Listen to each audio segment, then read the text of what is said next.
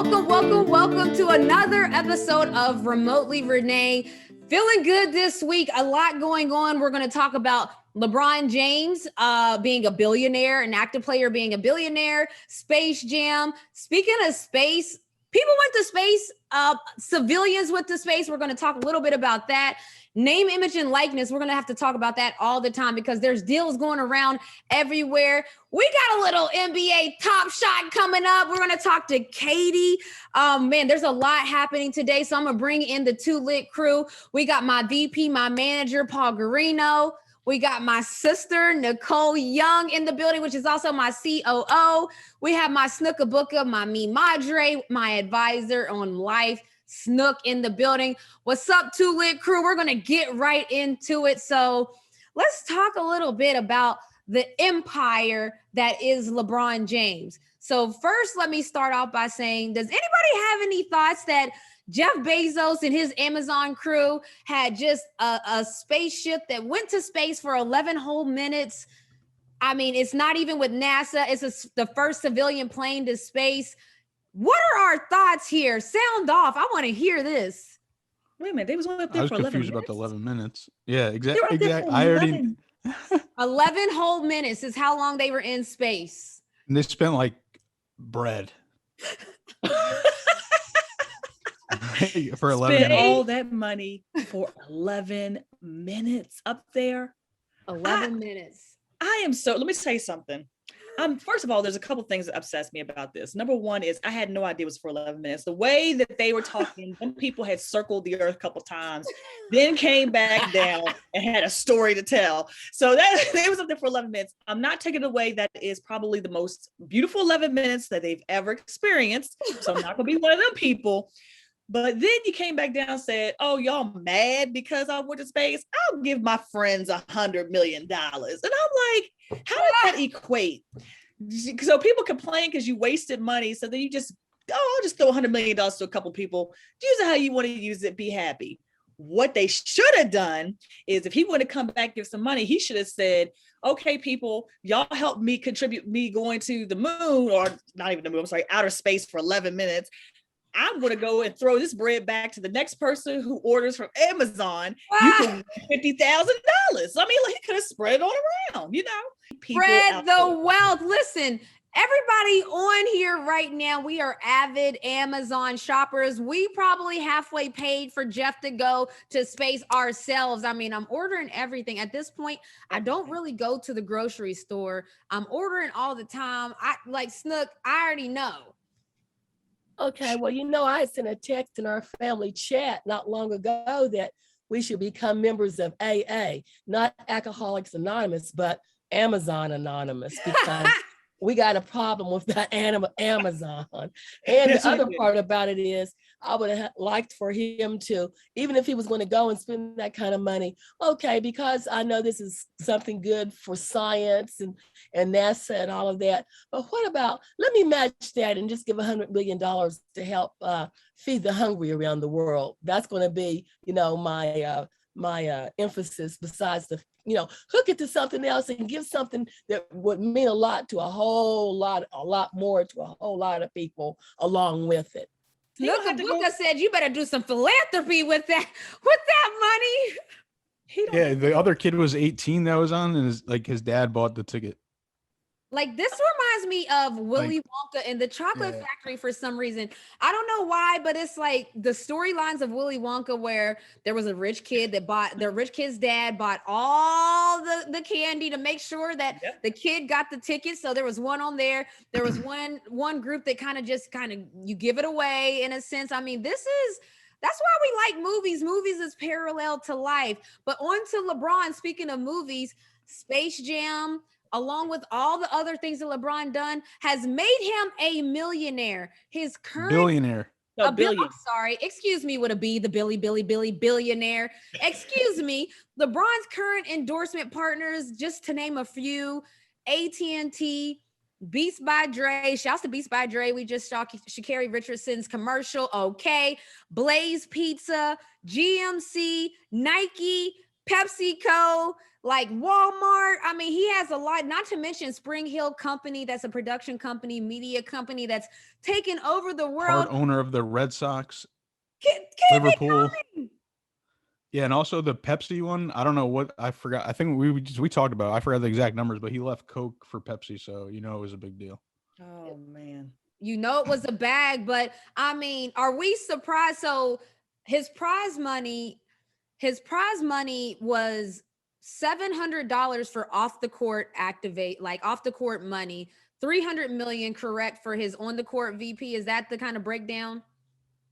Yeah, 330 for on the court, 700 off the court. Thoughts? I'm not surprised. I'm just not. I mean, I expected that. I mean, everything you turn around is LeBron. So I'm not, that really doesn't surprise me. Believe me, I'm not taking away from the fact that it is a huge accomplishment. Right. I think it's warranted. It's well warranted. He's a great person, but those numbers just don't shock me. Everything's LeBron. So yeah, Michael Jordan, they said right now is worth over $2 billion, but obviously most of it's made after the career and from the shoes and stuff. And then the closest to LeBron actively, NBA wise, is Kevin Durant with 580 million and Steph Curry at 430 million. Woo! Which is not even close it's half. Okay, well, what I'm puzzled by, and I see this a lot, and you hear me give kudos to LeBron a lot, but what I'm puzzled about is the haters. I mean, I saw him tweet, with this new information to the haters, but I mean, what problem can someone fill me in on why these people put so much hate news out there about LeBron? You can't be successful without haters, so you need them. You need haters to fuel your success. And so the more people hate, the better you elevate. That's all the way. I like that. If you hate, just hate me, baby. Just go ahead and hate me, elevate me. If that's what it takes, I'd love to be hated. Brooke said, elevate her, please. But no, to Colin's point, people don't understand this all the time on social media. The trolls, engagement is engagement. So I don't know if people know, but when you get a brand company, they want to know how many followers you have, what's your engagement look like. That means how many comments, how many likes you're getting. So that's why we always say, when you see somebody doing something, like and engage it. But the reverse always happens, because haters will start engaging and throwing hate out, but you're just adding to the number count. So if you're following somebody you hate, you're helping them. As Cole said, you're elevating their status.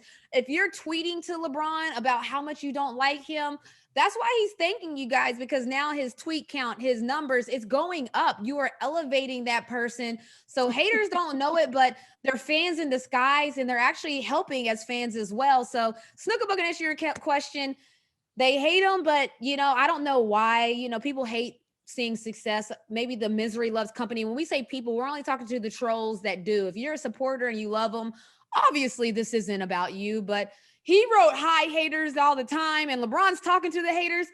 It's the people under his comments that have something bad to say for every good thing he's doing, and that's just, it is what it is. That's just how it reminds me of the XFL player that had "He Hate Me" on the back of his jersey, and that was the most selling jersey of the XFL. I mean, because it's like I said, I'm getting a shirt made. Shay does t-shirts. I'm getting her made to make me one tomorrow. And what's it gonna say, Snook? What's it gonna say? Hey, hate me.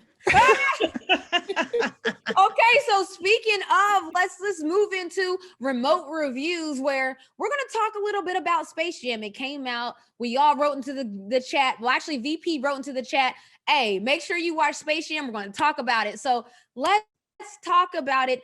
Space Jam sound off. So Cole, you have a kid that watched Space Jam with you. So I really want to hear your views on Space Jam and your Vancy Pantsy, that's my baby, views on Space Jam. So we watched it last night, and he's not into, he loves basketball just to play it, but he's not really into basketball. Football is his thing. So I said, well, we'll just see how he likes it, because he saw the old one and he actually liked it. And I thought it was cute. It was a modern day push on an old movie. So they brought the tech part to it. He liked it. He watched the whole thing. We laughed. I'm not gonna tell everybody, he almost cried at the end when he thought Bugs was gone. Oh! He was upset that they was gonna try to kill off his favorite character. So, spoiler alert, I'm sorry if anybody hasn't seen it. Sorry, you gotta watch it. But I thought it was cute. I thought it was relevant to today's time. They had to bring it to today for it to even be relevant. It had a lot of adult humor, which I did like as well. But must have missed that. You missed the adult humor? Okay, so what was some adult humor stuff? So the way they put the old movies into it. Like they put the characters in other worlds that Vance and them would have no idea what those other worlds you mean like the crowd, the fans that were there? Well, no, I'm talking about like when they went to go retrieve the people, there was some people in other movies that Vance has probably never even seen. So it was just funny that they were a part of those movies and Vance didn't even know what those movies were. It was still funny to him because of the way the movies were. Yeah. But they were old movies. They were old movies. One of the movies, I didn't even know what the movie was, but it was still funny because they put the cartoon character in it. So that part to me was kind of clever and stuff like that. But that was the adult humorous part to me. I thought you were talking about other adult humor. Well, I mean, they did some cussing, but it wasn't that bad. I don't know what your adult humor means. Like I'm thinking like when they're thinking about SpongeBob and they have like weird references and that and like that. Yeah. Well, that's what I was saying. It was the adult humor part of it. Maybe you're on the mom adult humor. Well, no, because I'm saying because the movies, unless you knew what those movies were, the kids their age are not going to understand those movies. Yeah. So. All right. So I thought it was better than the tweeters tweeting about hating on LeBron. I thought it was better than what they were saying. But then I thought LeBron did all right. He could have did better. I think. He's not an actor. He's not an actor, but he's not an actor, but he's acting. So this is the big debate because Skip Bayless made a good point. Like, even how they're wild, but he was like, Michael Jordan like owned Michael Jordan in Space Jam. Like he was just like totally himself. Like, and then like when he pointed out, I was just like, yeah, like Michael Jordan did like way better. Yeah, I mean that's the thing. So like. Movie wise, I thought like, of course, the concept, it was very 2021. I got a son that is into gaming. I have a son that is creating worlds on these little map places. He creates his own. Yes, he creates his own world. And so I really was like, this is a very realistic scenario to have a child that I'm a professional athlete and to have a child that might be into gaming more than he is into sports. Now, Junior is probably 50-50 with Junior because he loves sports just as much as he loves the gaming world. But I thought the situation to make it 2021-ish, I thought that was on point. Now, to the thing about the acting, LeBron is not an actor. And yes, LeBron acted in a movie.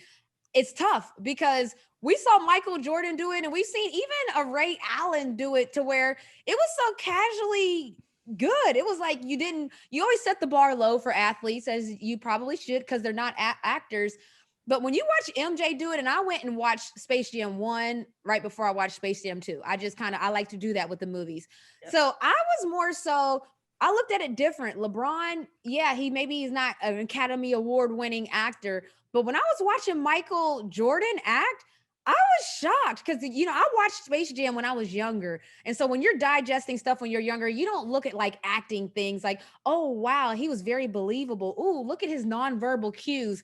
You don't look at it that way when you're a kid. But when I watched Space Jam just now as an adult, Michael Jordan needs to get a lot of credit for what he did on Space Jam. I mean, it's unbelievable.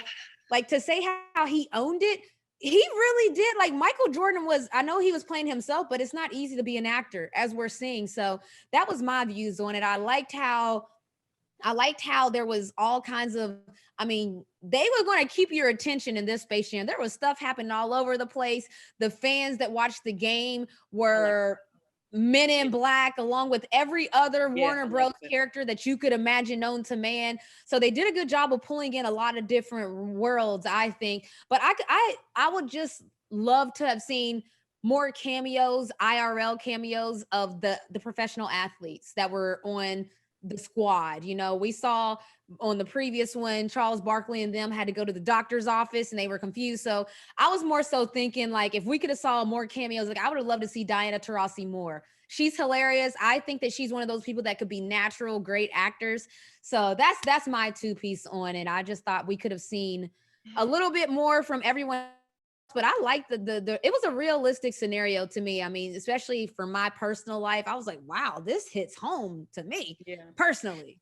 I just think that's harder to redo a movie, regardless of who you are, especially the first person. Like you said, he was just he was a natural and he was competitive with everything. And so was LeBron, but that was just something that he was really good at. It just happened to be he was really good at. I don't know if he sat and like studied. It just might have been something that naturally came to him. So I think it's always harder to redo a movie and try to outbeat such a popular movie. So we're a little bit more critical of how he was, but he did, like you said, I agree. Diana Taurasi, I would have, she was funny just in that one part. And I was like, why? Yeah, I would have loved to have seen, I agree. I would love to have seen a little bit more of that, but I didn't think it was terrible, but can we talk about something that maybe we shouldn't talk about? Why? And I'm confused. Why are they not playing this overseas? Oh, yes. China. So it's not playing in China. So here's the thing. There was an article that came out basically saying that the Space Jam movie had a $200 million budget. Is that sound about right? Yeah, that's exactly it had right. a $200 million budget, and that it's on set to lose almost $100 million. Absolutely. And that's one what of the key parts why it's going to lose a lot of money or not make the money that they thought was because Space Jam 2 is not playing in China. And we all know that the Asian market is huge. I mean, just by the sheer numbers of it, but just the content that they digest, and to not have it playing in China, obviously it's a big blow. Does anyone know why it's not playing in China? That was my question. I have no something with the NBA. Whatever happened with the NBA and LeBron and all that, like 2 years ago, maybe. Oh, yeah. I do remember something happening back. I don't remember exactly. I don't know exactly. Yeah. Okay, so basically, we don't know enough about it. We only know that it's not playing in China. But to that point, the NBA and China had some type of disagreement where they had a minor breakup. I'm just going to call it minor because I always like to minimalize drama and not dramatize drama. So they had a minor little breakup, and maybe the effects of that breakup are still happening now when you have a film with LeBron James in it that's not being played in China. So that's a big blow to the film. It's a big blow to the money-making aspect of it, all around, all of those things. And speaking of money-making aspects, name, image, and likeness, people, you got to get into it because it's huge right now. There's so many different things going on in the college ranks concerning name, image, and likeness. VP, break down one of them for us. Let's start this thing out. Yeah, so Bryce Young, not Nicole's son, the Alabama quarterback. Nick Saban said that he has like $1 million in endorsements like on the table. I think it's BS. I think, but smart marketing on Nick Saban because he definitely just helped him out to get more deals. And this guy Bryce Young, he hasn't started yet. This is first year or second year, but his first year playing. What? Yeah. So so he hasn't played yet. He hasn't played one game of football in college yet. And his coach is saying that he has $1 million sitting on the table waiting for him to grab. Can't wait to hear what Cole has to say about it. Why? I just have a problem with he hasn't even played. Okay, this is his second year there. So he is basically first year playing this year, right? So what makes him worth $1 million? Especially since he didn't play a whole year. We don't know if he could come back with that sophomore slump, never played, and not be what this $1 million. And that's the part that gets me. Like, you can give this boy $1 million just because his name is Bryce Young. I need to start talking to my Bryce Young. You don't have to look, Bryce. You don't even have to talk.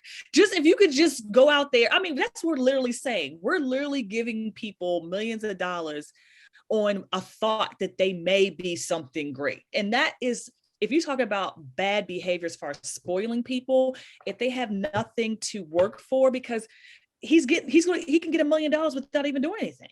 So why would he? It's interesting the point Cole is making, because and see, this is the thing when it comes to name, image, and likeness, and everyone that's in sports knows sports. That's why I don't like the whole everybody gets a trophy thing, because it's not realistic to how sports are ran. It's not equal opportunity in sports. For people that are not inside of sports, every athlete on the team is not created equal. There's your superstars who might get preferential treatment, and there's nothing wrong with that. I want people to understand that, because even when the Kawhi Leonard and Paul George situation happened in the Clippers, and people were like, oh man, well, they weren't practicing every day like everyone else. And I'm like, duh. I've been on team plenty of times where if a player played most of the game the night before, yeah, they're probably not going to practice as much or maybe do as much as a bench player. Like when I was coming off of the bench, yeah, I expect to suit up every day for practice, but sometimes they might get treatment instead of practicing or different things of that nature. That's normal. But in the same breath with Bryce Young, we know that there's these perennial superstars that you can see the talent from a mile away before they play.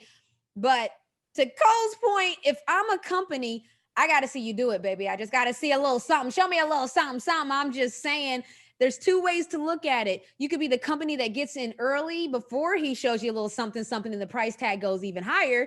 So maybe that's a good idea to get in early. But if we're talking $1 million endorsements, then they're already throwing up some big money. And to Cole's point, maybe I want to see something beforehand. I don't know. I mean, I'm just saying, I don't know. Nothing to work for. He could be mediocre all this year coming up.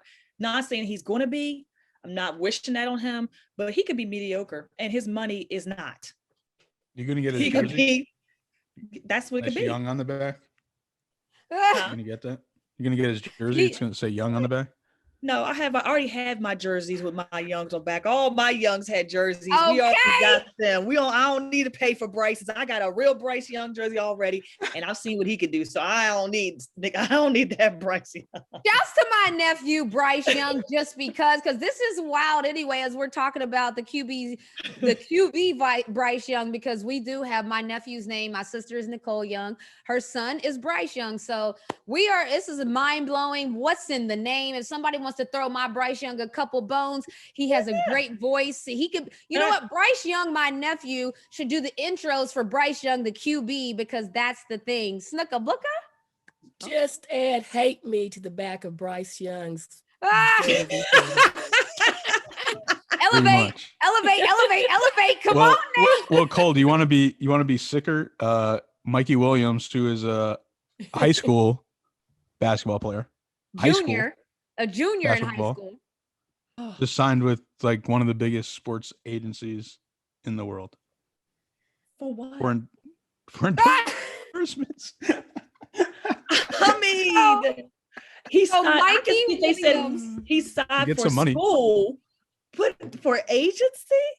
I mean, so is he not going to go to college? That's another thing. Well, here's the thing. That's a great question, Cole. So Mikey Williams is one of the up and coming big time prospects. I mean, there's a lot of expectations, high potential for Mikey Williams. Well, XL Sports is, to Paul's point, one of the major companies that if you're looking to get those $1 million deals, XL Sports is a company that could do that. And Bryce, and not Bryce Young, sorry, shouts to my nephew, and Mikey Williams, he's this up and coming superstar that I think will probably end up signing with an overtime elite league or signing with a G League Ignite team, where you saw some up and coming athletes do that last year. G League Ignite is basically the in-between space. There's college, there's pros, and then there's the G League, where you don't have to go to college. You can go to the G League, make money, then go to the pros. So I see Mikey Williams on that type of path where he's not going to go from, I just feel like if he's already this big of a star in high school, he's just going to go and basically be a pro from there. So I think, yeah, Cole, I don't know if we'll see him sign to a But it could be interesting though, because he did say that he would potentially go to HBCU, and now he could, because, well, I mean, obviously he could, but I'm saying now it might make his chances better because he's going to be being paid. I love that. I love that because I think that, first of all, love that all these athletes are now saying, yeah, HBCU might be for now they me. really could. I mean, it's because there used to be the leveling the playing field is picking an HBCU over like a Duke, that there's just the money factor. And that's the only thing. So now when name, image, and likeness is here and you're getting the money in your pockets and it's not necessarily the boosters and all those different things that are gassing up the teams. Well, now Mikey Williams is like, look, I might go to an HBCU.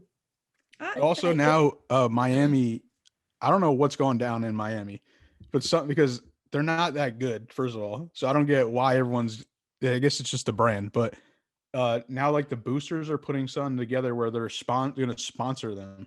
Oh, so they're going to like outwardly sponsor them now. I like it. Yeah. So like everything. So, I mean, I'm sure that's going to trickle down to everything. And then Michigan too, is the first school to give the players money off their jerseys. I think they're getting like $10 each. Yeah. $10 each off of their jerseys. How much? $10 off of the jersey. That's not bad, though. No, that's more than that. That's more than the pro leagues, they said. That's fine. Have y'all seen the Michigan Stadium? Have you seen the Michigan Stadium when they are filled to capacity? It's 100K.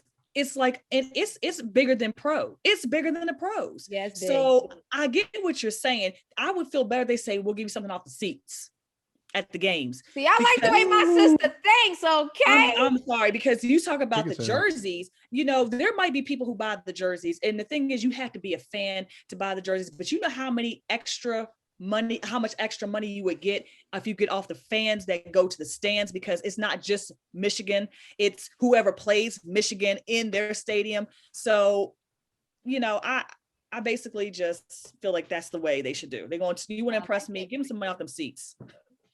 I like it. I recently read an article about how all of this name, image, and likeness and these things that are going on with high school athletes or whatever is changing the whole recruiting process for coaches. Now it's a whole different ball game now, to where you knew that if you were going to play in the pros, you were going to at least get 1 year out of them in college, because they had to have that 1 year to go over to the NBA where they would make the big bucks.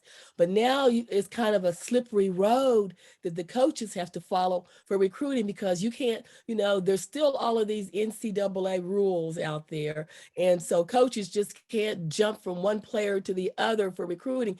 You have to really know, who am I going after and what are my chances that this person will actually come to college and play. So that's a whole different ball game. It's true. Changing. That's a good point. It's changing everything. Hopefully it can work in the reverse as well, to where maybe college athletes that would have left after 1 year because they needed the money to support their family. Maybe I hope that if they're in college and they're making good money, what if we start seeing more on the men's side? Because on the women's side, we know all the women graduate, but what if we see more 4-year athletes now, not necessarily your superstars. Of course, they're going to pick up and go right away. But there's some athletes that they're in that cusp where people are like, they probably should have stayed an extra year, but they wanted to leave because they wanted to make money. Maybe we'll start to see some more 2-year guys, 3-year guys, because they got the money now to kind of sit out and to play. I shouldn't say sit out, but stay in college and make that name, image, and likeness money. And hone their skills a little bit more, so they're more valuable when they get ready to leave.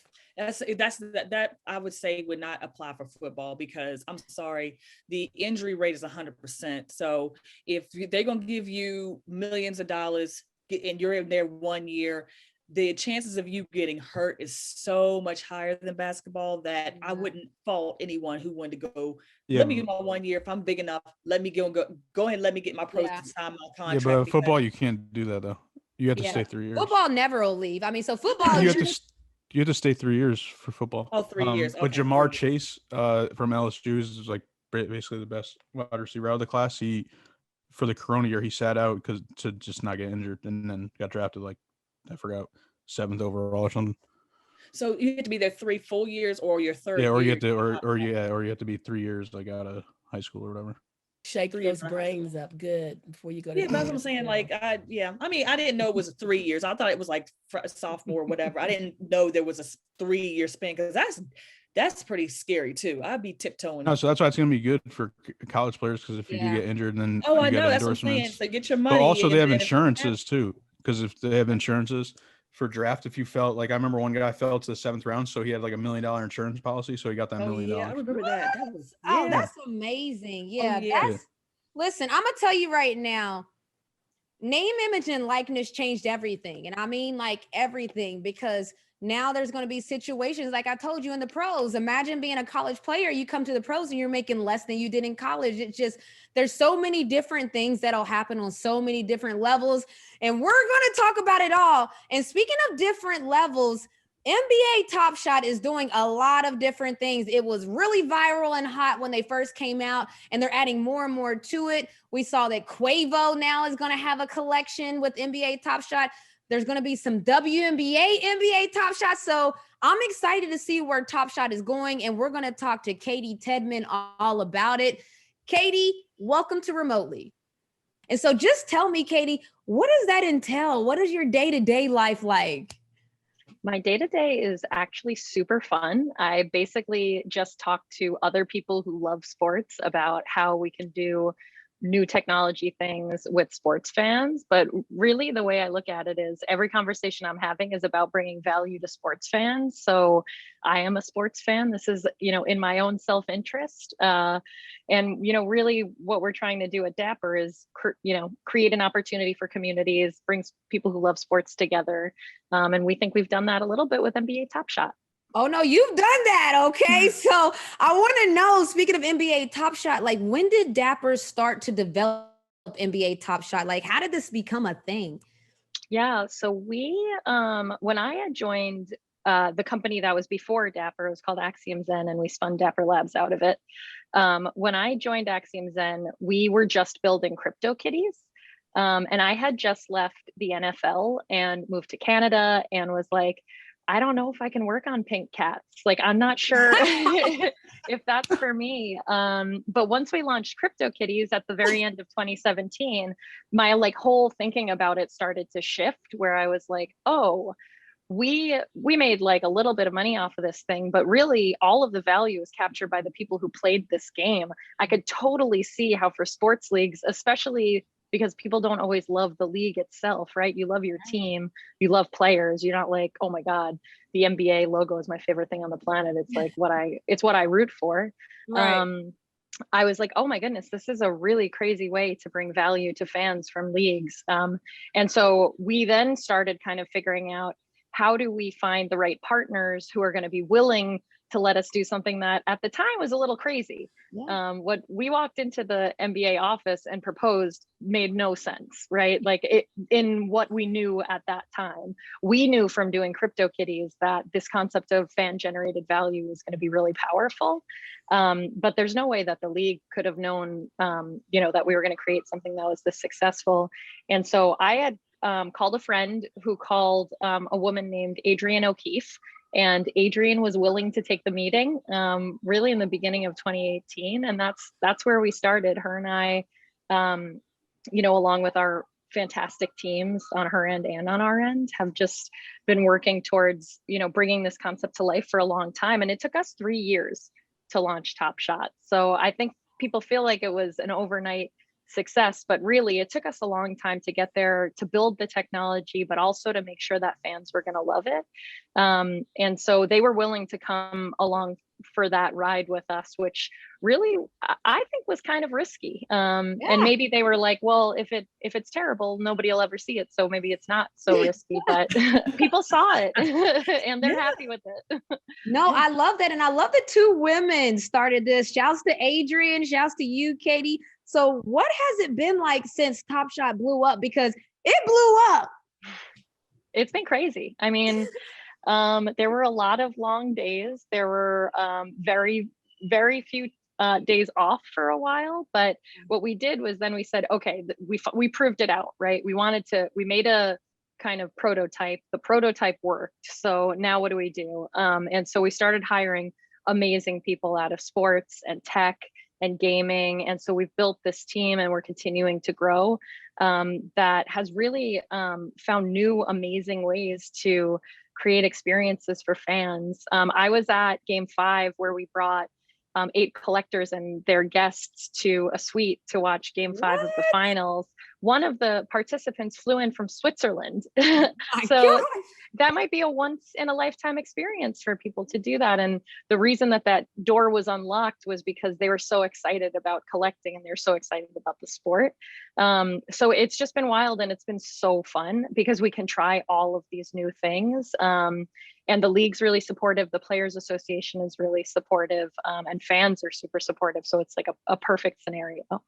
So this is like, I'm so into this. So talk to me about, like, this was a brainchild that it started out as first, like an idea. And then you start to see different NBA players attached to it, the whole league attached to it. Talk about, as that started to happen, like, how did that make you feel? Because I guess an idea, first you started working on a crypto kitty, and now you're doing NBA Top Shot. So there's a dramatic change there. Well, all of that interest kind of slid into our DMs. So it was like, one day it was like, like Josh Hart DM'd us, and we were like, what is that a thing? And then all of these players started being like, oh, well, can I get verified? Like, how do I get access to this? But I think all it means is that we tapped into something awesome, right? Who doesn't want amazing things that they do in their job to be memorialized? Right. And so I could totally see why they were like, well, why don't you Top Shot this one? Why didn't you Top Shot that one? But it's exactly right. Right. It's creating memories and like capturing those. So we were super excited about it. And everyone has been unbelievable with their support. Everyone who's kind of come around the product has said, you know, some pieces of it are going to break sometimes. Every time we launch something new, it breaks for a little and then it gets better. And people are willing to kind of work with us on that.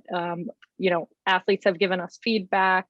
It's just, the whole thing has been, like, I think pretty much a once in a lifetime opportunity to build something from the ground up that people really love. No, people love it. And you talked about players, of course, once their moments memorialized, and we have a huge WNBA following here on Remotely. So do you know or have any intel for us, Katie, about when are we going to get WNBA Top Shots? They are coming very soon. I'm not allowed to give dates or details, but we have a couple of individuals from the league involved who I'm very, very excited about. Yes! I've seen some early art for it that is very, very good. And we've had really, what I think is the reason that I love working at this company is we had a huge conversation internally about how are we going to launch the W? Are we going to launch it as a separate product? Are we going to put it in NBA Top Shot? How do we create parity? How do we showcase the W in a way that is, you know, showing the spectacular things that athletes do on the court every day in the same way we do the NBA? And what we netted out on was that we're going to do the best thing that we can do today, which is what we always do, right? We're like, throw it out there, we're going to do it. But that we have a huge plan about how we're going to make the W part of our business in a way that it deserves to be. Yes, let's go. We will be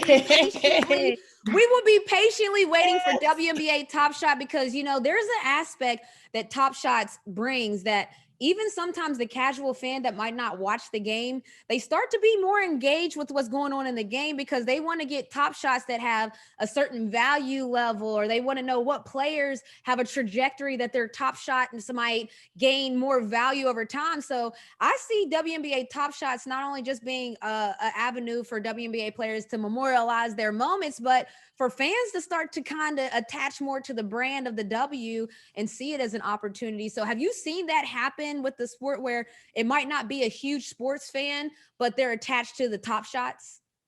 Yeah, I think it's not just people. So we have some people who came in and weren't basketball fans. I think they're actually a pretty small amount of those people.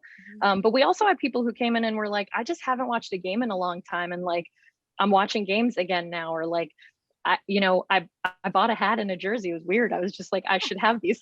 You know what I mean? This should be part of my life again. And there are a lot of people who know far more about players now, who know far more about what's going on in the league through the product. And I think that's super fun. Like my husband the other day was like just messing with me and was like, as if you could name, you know, the starting lineup of the Sacramento Kings. And I was like, actually, I like own a lot of their moments. Like, Hey! I may not have, I'm a Trailblazers fan. So I was like, I generally wouldn't care, but like, actually I kind of do care because we're doing a showcase and I want to make sure I get a reward for it. Wait, but Katie, what are you talking about? You don't own every single Top Shot. Like if I'm you, I automatically get one. Like what?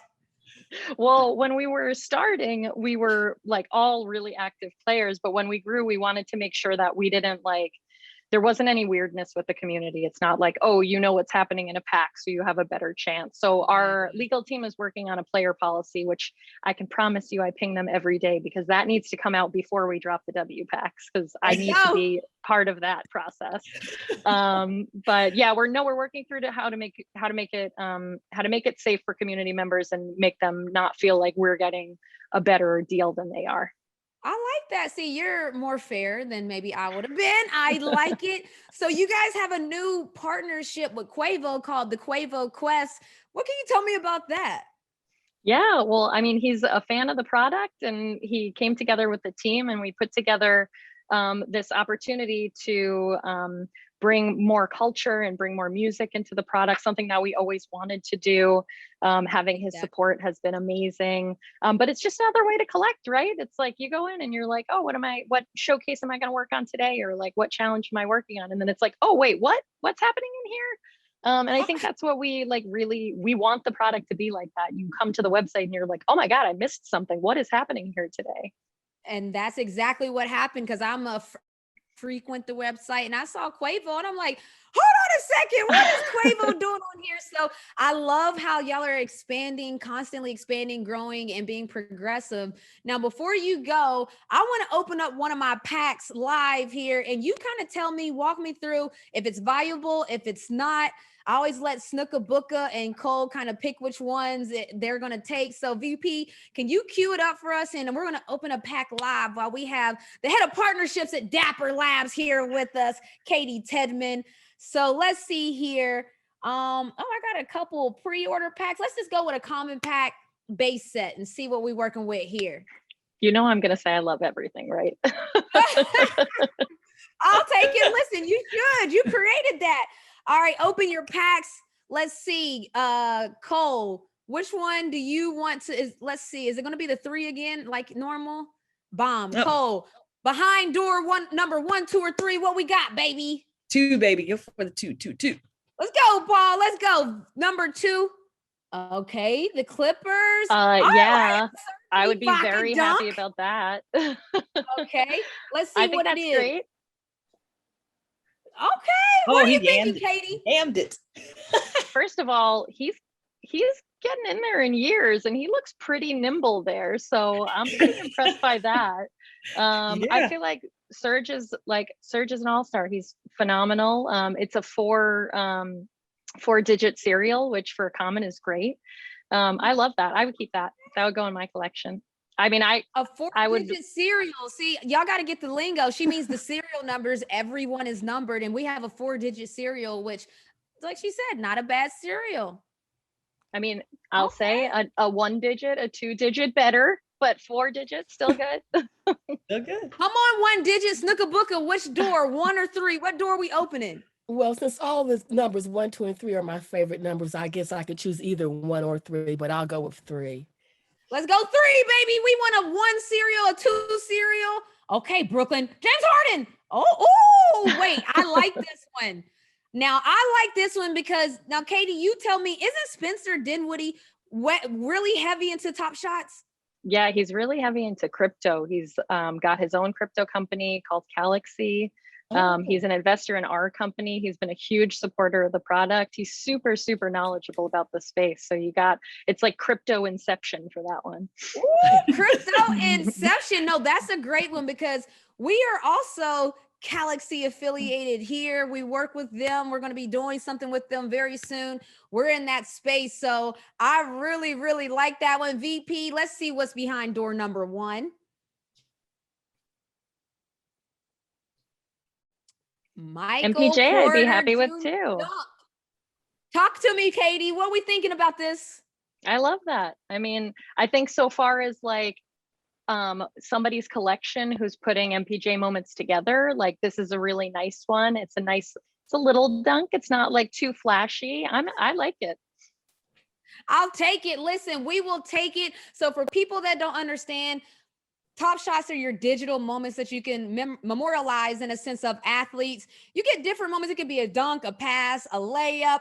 It could be a little bit of anything, but the main point is, Katie, y'all did y'all's thing with NBA. It's a hit, and thank you for joining us here on Remotely Renee. Thanks so much. Thanks for having me. This is awesome. Nice meeting you. Oh, wait, by the way, I need the work. Renee Montgomery last shot. I was going to say that. I want to say that. So I was going to say, as soon as it comes available, there's going to be a virtual fight. I'm talking about virtual moments. It's going to be a virtual fight on here to get Renee's last moment. shot. That Top Shot, we have to have it. We have to have it. You have Moments, to do enough Katie. that we all We need have some moments.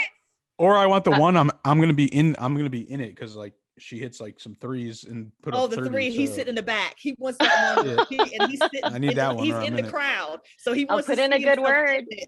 I'll put in a good word with the team. We're into this, Katie. That's what I'm saying. So the demand is there. The want is there. So we'll be waiting on WNBA Top Shots, Katie.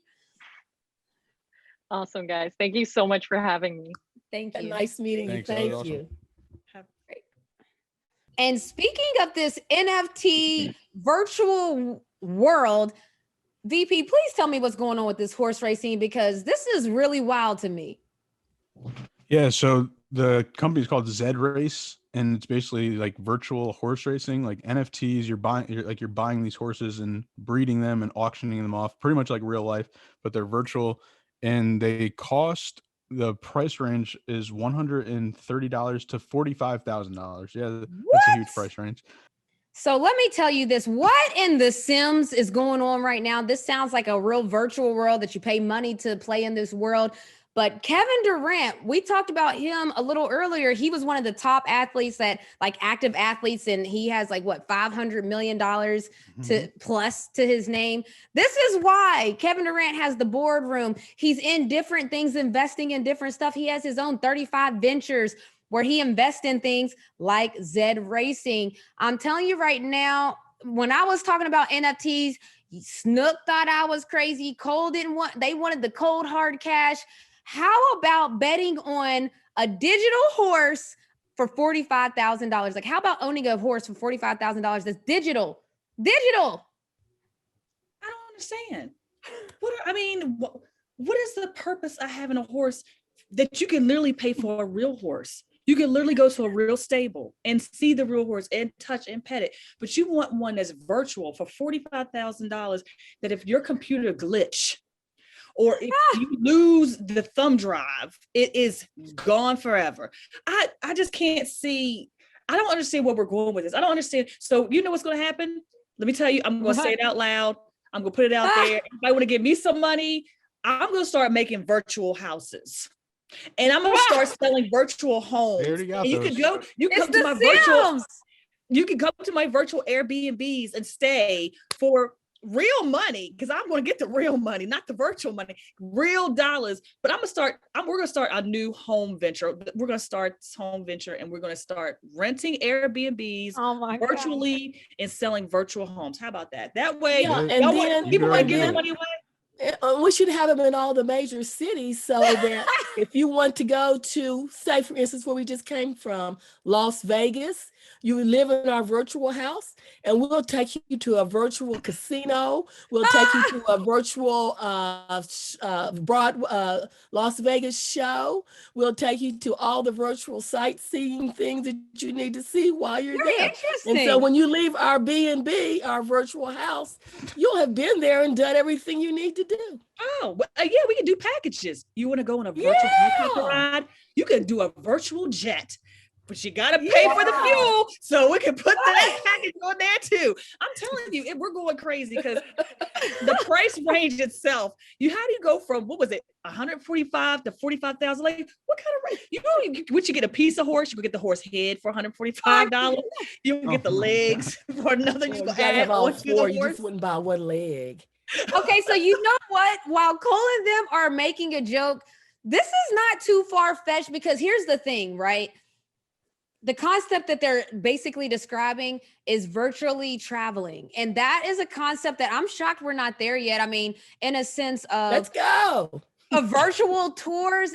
Like, imagine if I'm an influencer, let's say. So to put it in perspective, if I say, hey, who wants to go to Vegas in my Vegas Airbnb with me, like Cole and them's talking about, what if I take my camera, which is my phone that I take everywhere? We're about to start airing Muchos Montgomerys, which is going to be basically like a segment where we show our life and our everyday life. So what if I'm taking my phone with me to Vegas and I say, hey, who wants to watch Motown hits with me tonight in my Airbnb room? All you got to do is check into my Airbnb room.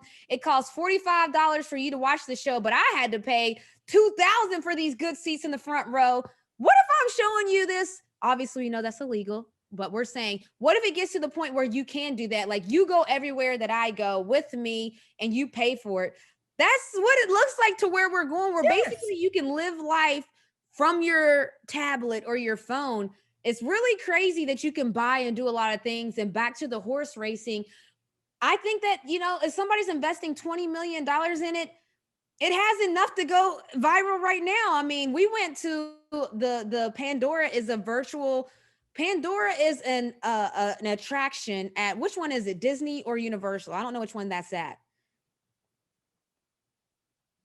Sorry, it was a Disney. It was a Disney. Okay, so we went to a virtual attraction in Disney called Pandora, and really what we did was we sat on, you know, the little machine, and then this screen made us feel like we were going all over the world, and I felt like I was in Avatar.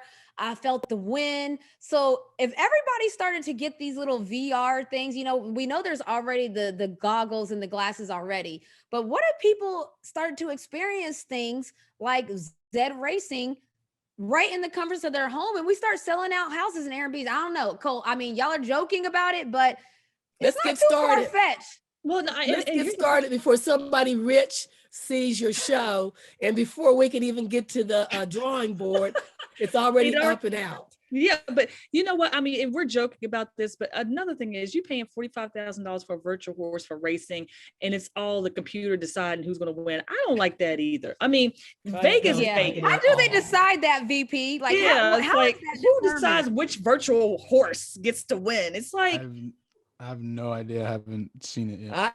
I think that could be jimmied. I think that could really be jimmied. It absolutely is jimmied. Because if I paid $400, or how much was it? If I paid $145,000 for a horse, or how much ever money they said, it better win every time. Every time. It better win every time. Oh, just wait a minute. And this is what really might happen. The waters could possibly get tainted, because Cole said, look, if I'm paying my $45,000 for the most expensive, the best horse you got, she's saying y'all better make sure that my $45,000 horse wins. And that's the problem right there. That's the problem. But guess what? In real life, that's not how it works either. Well, you buy the best horse. You can spend the most money on the best horse. You're not going to win though every time. I don't care. But my point is that it's virtual. So someone pushed a button. If I see this horse running around the track and but someone also bought the horse, the real horse, for $1 million, and then Seabiscuit. Yeah, but I know. I think the playing field is a lot more level. Yeah, the playing field is a lot more level when it's not virtual. I think that's why at the end of the race, they go and swab those horses. I don't know if they stick it up their nose or whatever to see if they've been, enhanced. Yeah, because wait a minute, because horse racing has been found to be tainted anyway. So, Paul, to your point, everything is tainted. Then you want to. Everything shouldn't be tainted in sports, though. Is it a crime for us to want things to not be tainted? If we're going virtual, then all these gamers too, there's cheat codes, and some of them use computers and some of them are using TVs. So the computers are faster than the TVs. So again, you're talking virtual world, but if we're talking actual IRL, where there's a real live living thing, like a horse is real. It can wake up sick that morning and not run well. That's a real factor that could come in. It could be the jockey. You might not have your internet might not be working one day. So but not the that's best the whole jockey. point. That's my whole point. I do not want to lose a virtual race because my internet is not good. If this horse doesn't feel well and they haven't fed it and the jockey's not good, that's one thing, because you're actually out. There's actually physical things that I can see. It rained that day. The mud is clumpy. The horse didn't run. I can give it a million different reasons, but you can't tell me, oh, well, your horse didn't win because do you know at the 2-minute mark, you had a lag in your internet. And so that lost you virtual seconds. And so now your horse dropped to 6th place. I don't want to hear none of that. So at least I can see. What happens if someone bought like one of these NFTs for like $1 million, then the site just shuts down? That's one of them. That's what I'm saying. That's dumb. That's dumb. That horse, if something happens and that horse has to go down, and I saw the horse go down, because some of these horses, they fall so bad, they have to actually put them to sleep, which is really sad. But if I see my horse go down, oh man, that's one thing. Virtually. But if I take my thumb drive and put it in my bag, or I have it somewhere in my house and the house gets flooded and then you got to hit up a coder. My $1 million worth of horses is gone. That's the problem I have. Is putting it like your virtual Cole horse gets injured. Trust the digital space, period. Because Cole, there's the cloud. Save your horse in the cloud and stop with these thumb drives. Why is Cole so stuck on these thumb drives? Because your computer crashes, even if it's on the cloud, something could happen. You get too much space, somebody might erase the wrong thing. Your horses are off the cloud now. They're gone. You got rid of them. And to that point, are we not in this country right at this very moment going through foreign governments such as Russia? They done shut down the gas line. Now that's a whole lot bigger than a virtual horse race. They've shut down the gas line. I know we had to experience some things about being able to get gas down south because some countries then come in here and ask for a bounty on the gas line. And then just last week, they're talking about shutting down Microsoft and all of that. I mean, if these companies that have this kind of money can shut down gas, they can shut down all these big time companies. Who's to say that they're not going to get on that horse race and get a horse for $145, shut everything down and make that horse win? I mean, it is really iffy with that kind of stuff right now. And that's that on that. Everything that's virtual can be hacked and probably will be hacked. And that's the scary part about trusting virtual things. But we're going to the virtual age, eyes wide open, and we're going to see what happens. Now, Snooka Booka, we always finish with remote roots, where you tell us a little bit about what happened in your week, or you tell us what's going on in your world. So what we got up this week? Okay, so this week I have a question for the sports world, maybe sports fans, or maybe just everybody. But my question that I'll be covering on Roots this week is, have actual sports become the sideshow rather than the main event? So just kind of mull that over in your mind. Today on Roots, I am going to be talking about a question that I've been mulling over in my mind for the last couple of weeks. And the question is, have actual sports games become the sideshow rather than the main event? With the start of the 2020 Olympics, yes, I said 2020 because they're billing it as the 2020 and 2021 because of the year it was canceled due to COVID. I have been enthusiastically following all the news in print and media about the Summer Games and realized that, there's a lot of information out there, but a lot of it does not pertain to what's actually going on the court, on the track, on the field, in the pool, etc. Or mostly, what about the game? I don't know about you, but I just kind of think that every sport has some sideshow going on. Now, I do realize that these sideshows give us a lot to talk about on shows like this one, Remotely Renee, but I still think we could do a little bit more about talking about the game itself. Let's begin by talking about the U.S. women's gymnastic team led by Simone Biles, a multi-gold medal winner And it's been predicted that the U.S. women's gymnastic team should definitely bring home the gold. Some of the first news about the U.S. gymnastics team was they had opted out of staying in the Tokyo bubble, which I'll call the Tubble, which is the Olympic village that usually all Olympic participants are required to stay in.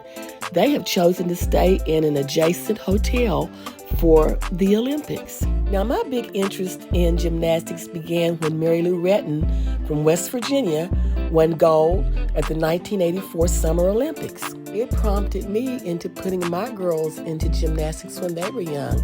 Both of my two older girls, Nicole of the Tulip Crew and my middle daughter, Nashay, were both cheerleaders and majorettes in junior high and high school. Today, I am still trying to learn as much as I can about the sport because when I watch it on TV, I want to be able to see it through the eyes of the judges. So I need to educate myself on the sport. In other words, I will need to know more about the 7 individual men's events and the 5 individual women's events. Who is competing in those? What are their strengths? What are their weaknesses? There have also been a lot of sideshows around the Olympic uniforms this year. Let me share with you a few of the Olympic uniform controversies that are out there. Women's handball fined for rejecting bikinis. The Norwegians were penalized for switching to shorts. Paralympian Olivia Breen was told her track briefs were inappropriate by an official. Then there is the beach volleyball and bikini sideshow that's taking place. Beach volleyball is one of the biggest draws in the Olympics in the summer since 1996. Even German gymnasts wore full-length bodysuits ahead of the Olympics in a stance against sexualization of the sport. I know that uniforms can impact performance, but I kind of think now that it's come down to, is it the uniform impacting performance, or is it how the uniform will look to the spectator? Will it come down to the color of the uniform at some point in the future? Just saying. These sideshows could go on and on and on. For instance, there's the U.S. soccer kneelers. Who knelt? Who didn't? There's the Nike Spikes controversy. Are the Nike Spikes providing enhanced performance for the runners? I've saved the 2 biggest sideshows for me for last. I'm really appalled that deafblind swimmer Becca Myers had to drop out of the Paralympic Games after being denied a personal assistant. I'd really like to know who sits on these committees and makes these rules. Do they have the right backgrounds to be making these decisions? I worked in a profession that had to provide accommodations for students or individuals with disabilities. Bottom line, for a person to be successful, they need to be assessed and given the tools they need to be all that they can be. From what I read, at the Tokyo Olympics, there are 11 assistants and 37 Olympians who need accommodations. That's outrageous. That's a 3-to-1 ratio. An individual who is deaf and blind, I would imagine, would need a personal assistant 24/7. They really, really, really need to do better. Now, the last sideshow I want to talk about is one that I can personally identify with. It is the one surrounding the black swim caps or the soul caps that are being worn by the Olympic swimmers in the Tokyo Olympics. Now, personally, I don't think those swim caps are going to increase or speed up the swimmers at all. But I haven't seen any scientific research about it, so I guess we'll have to wait until that information is shared with the public. Next week on Roots, I think I will delve into this issue a little deeper. It would be remiss of me not to mention the elephant in the room, COVID, which has impacted the 2020-2021 Summer Olympic Games immensely. My prayers are that all of the participants in the Summer Olympics remain healthy and safe. So, there you have it. At the 2020 or the 2021 Summer Olympics in Tokyo, there have been sideshows in swimming, soccer, track, gymnastics, handball, volleyball, and even with the Paralympians. Let's go, USA, and bring home the gold. So, my question still is, are these sideshows replacing the main events in sports? And are they doing anything to really grow the game of sports? Thanks for listening and see you next week. All right, so that's all we had this week where we connect while being remote. But before we go, I want to send a huge, huge shout out to all of Team USA, all sports, everything. The Olympics are already underway. Shouts to Sue Bird, who carried our flag. There's only been a couple people and a couple women in history, women's basketball, to ever do that. Shouts to Birdie for carrying that load for us. And then listen, it's Operation Gold all around. So I'm looking to be cheering USA for all the teams, all the sports, all the players. Catch y'all next week.